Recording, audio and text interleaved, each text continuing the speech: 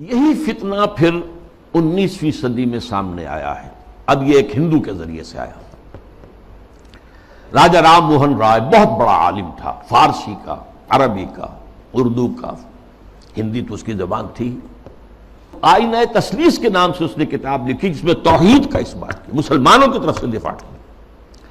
لیکن اس شخص نے بھی وہی دین الہی کی طرح کہ یہ تفرقہ جو ہے مسلمان اور ہندوؤں کے مابین، اس کو دور کرنے کی ایک ہی شکل ہے، اور وہ یہ ہے کہ ان کے اندر اتحاد پیدا کیا جائے خدا کے نام پر.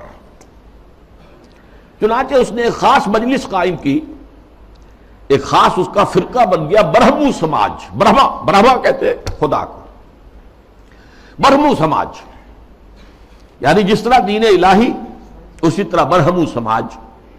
وہ یہ ہے کہ ایک برہما کو مان لو، بس خدا کو مان لو، جو تم اللہ کہہ لو، ہم اسے پرمیشور کہہ لیں، برہما کہہ لیں، جو چاہیں کہہ لیں، لیکن یہ ہے کہ باقی چیزیں جو ہیں ان کو ذرا پسے پش ڈال دو، ان کی اہمیت کم کر دو. تو برہمو سماج جو ہے اس نے پیدا کیا.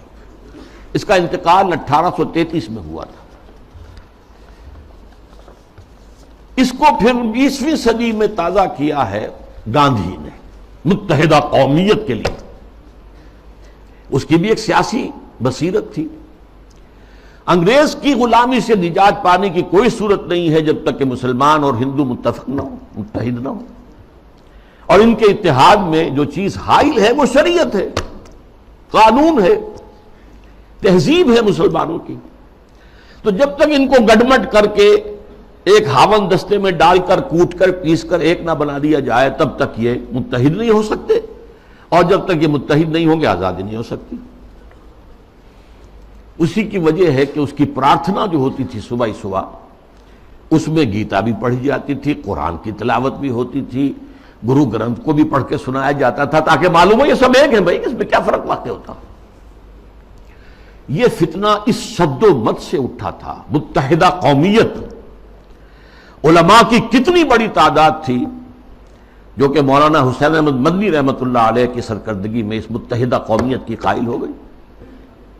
اور مان لیا انہوں نے کہ آج کل تو دنیا میں قومیں جو ہے وطن کی بنیاد پر بنتی، وطنیت.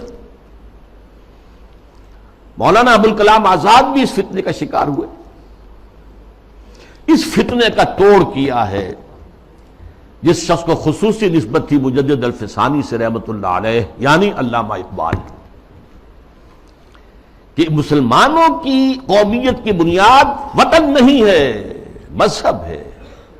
اور مذہب جو ہے وہ نام ہے محمد صلی اللہ علیہ وسلم کے اطاعت اور اتباع کا. وطنیت کے بارے میں جو کچھ انہوں نے کہا، اس دور میں میں اور ہے، جام اور ہے، جم اور، ساقی نے بنا کی روش لطف و ستم اور، تہذیب کے آذر نے ترشوائے صنم اور، مسلم نے بھی تعمیر کیا اپنا حرم اور، ان تازہ خداؤں میں بڑا سب سے وطن ہے، جو پیرہن اس کا ہے وہ مذہب کا کفن ہے.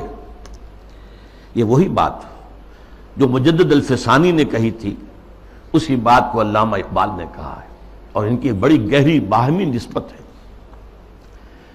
چوتھے نمبر پر پھر جب انگریز کا یہاں پر پورا تسلط ہو گیا 1857 کے بعد، تو فتنہ انکار حدیث پیدا ہوا، سنت رسول کا استخفاف. یہ چونکہ مغرب سے درآمد شدہ فلسفہ اور نظریات اور مغرب سے درآمد شدہ سائنس کے زیر اثر تھا، لہذا یہ فتنہ پورے عالم اسلام میں ہوا. اس میں جو آغاز ہوا سر سید احمد خان سر خیل،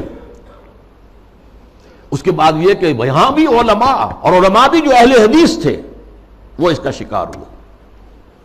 مولانا عبداللہ چکڑالوی، چکڑالہ یہ چکوال کے قریب ہے، وہاں کے بہت بڑے عالم اہل حدیث، وہ اسی فتنہ انکار حدیث میں مبتلا ہوئے، پھیلایا انہوں نے بڑے پیمانے پر.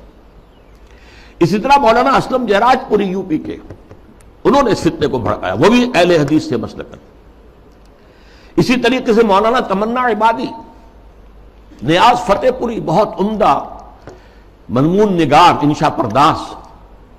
غلام جیلانی برق، اگرچہ اس کی آخر میں ہدایت ہو گئی، لیکن سب سے بڑھ کر یہ فتنہ جس شخص سے پھیلا ہے وہ غلام احمد پرویز. اس کا لکھنے کا اسلوب بھی بڑا اچھا تھا، دلکش تھا، تقریر کا اسلوب بھی بہت اچھا تھا اور دلکش تھا۔ اور یہ جان لیجئے فتنہ وہی شخص برپا کر سکتا ہے جس میں صلاحیت ہوتی ہے۔ عام آدمی کیا فتنہ برپا کرے گا، اور کرے گا تو پھیلائے گا کیسے؟ تحریر و تقریر سے فتنہ جو ہے وہ پھیلتا ہے، پروان چڑھتا ہے، اور ان دونوں چیزوں پر اس شخص کو بڑی دسترس حاصل تھی۔ دیکھیے یہ دو غلام احمد پنجاب نے پیدا کیے۔ غلام احمد قادیانی، اس نے ختم نبوت کی مہر توڑ دی، اجرائے وحی، اجرائے نبوت کا دعویٰ کر دیا۔ اور غلام احمد پرویز، اس نے اور دوسری اعتبار سے نبوت و رسالت کو زخم لگائے کہ نبی کی رسالت جو ہے وہ ٹھیک ہے، ہم مانتے ہیں، لیکن نبی کی اطاعت اور اس کا اتباع یہ صرف ان کی زندگی تک تھا۔ یہ فتنہ جو ہے پرویزیت، یہ آج بھی جاری ہے۔ اس کے کچھ کیسٹس ہیں جو آج بھی پھیل رہے ہیں، نہ صرف پاکستان کے مختلف حصوں اور علاقوں میں بلکہ اور باقی باہر کے ممالک کے اندر بھی چھوٹے چھوٹے جو ہیں ان کی جو بزم بنتی ہے، بزم طلوع اسلام جیسے یہاں پر ہوتی تھی، طلوع اسلام اس کا رسالہ تھا، تو ایسی بزمیں بنتی ہیں اور اس کے اندر لوگ جمع ہو کر اور یہ اس کے کیسٹ سنتے ہیں، اس کی تقریریں سنتے ہیں۔